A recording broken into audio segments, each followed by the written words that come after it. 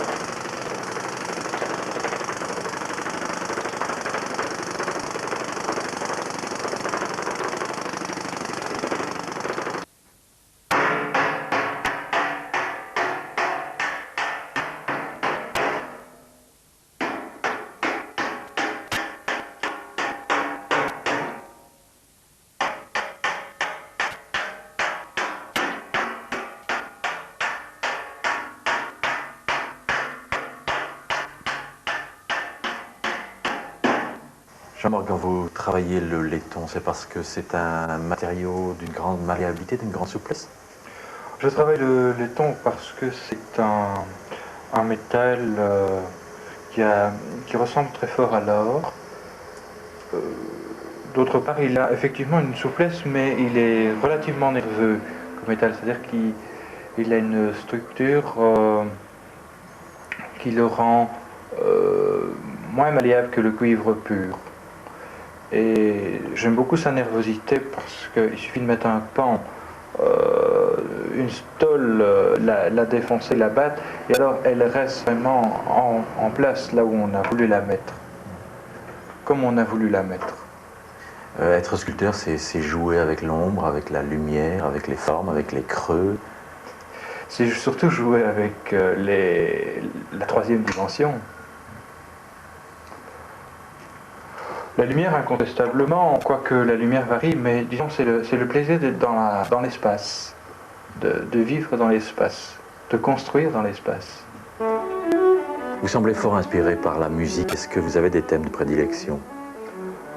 Oui, j'ai des thèmes de prédilection. En général, je m'en tiens à un thème pendant plusieurs années. Autrefois, bon, j'ai fait le thème du feu avec l'Apocalypse, etc. Puis j'ai fait le thème de la femme, où j'ai pris les thèmes de l'histoire grecque, etc. On arrivait au thème du moderne.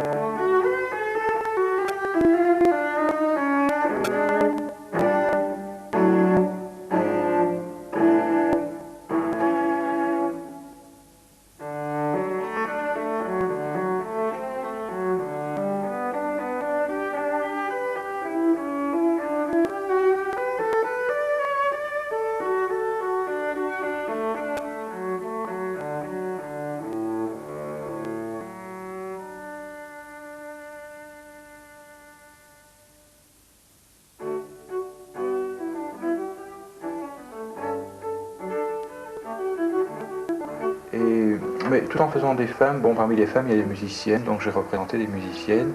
Et finalement, j'en suis arrivé au thème de la musique, que personnellement j'aime beaucoup. Je suis très mélomane. Et puis, je trouve qu'à travers la musique, il y a une fusion de l'être et de l'instrument. Et en quelque sorte, c'est ce que j'essaye de rendre ici, c'est cette liaison qu'il peut y avoir entre l'instrument et l'homme. Et c'est la raison pour laquelle, dans mes sculptures, je fusionne toujours l'instrument. Au fond, l'instrument fait partie de l'homme et l'homme fait partie de la musique, partie du jeu. C'est la musique qui prend corps, en quelque sorte. C'est la musique qui prend corps avec l'homme. Au fond, dans certaines sculptures, c'est très bien représenté parce que dans certains instruments, ça permet vraiment la pénétration de l'homme, du cœur de l'homme dans l'instrument.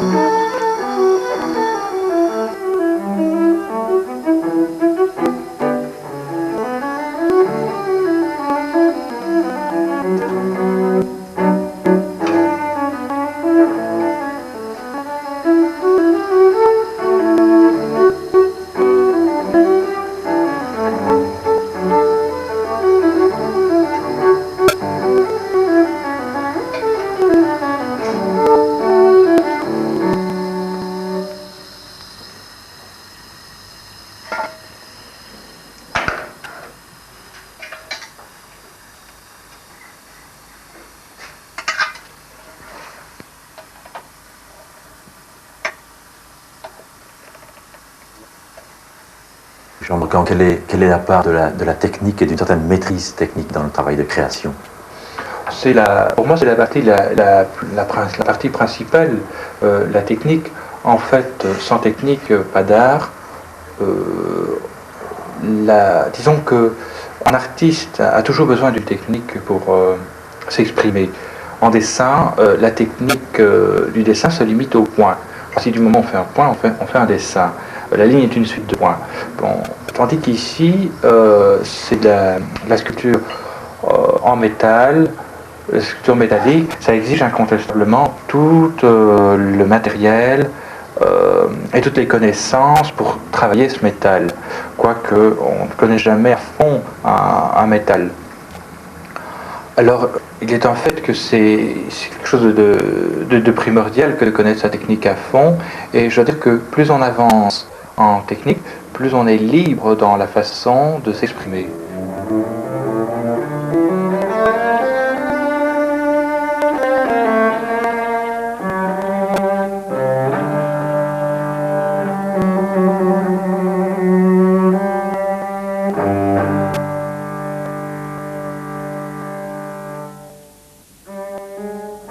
Ce que j'essaye d'exprimer à travers mes œuvres, c'est une représentation de notre civilisation. Nous sommes dans une civilisation où il y a des plaisirs culturels, où il y a une évolution technique considérable, et j'essaye d'assembler les deux. Il y a aussi une sorte de plaisir d'immortalité de l'homme, en ce sens que, bon, j'espère que mes œuvres plus tard seront reprises dans des musées, etc. Et finalement, je crois qu'on est en quelque sorte, à travers son travail, immortel, un peu comme tous les hommes d'ailleurs, qui manifestent leur passage sur Terre.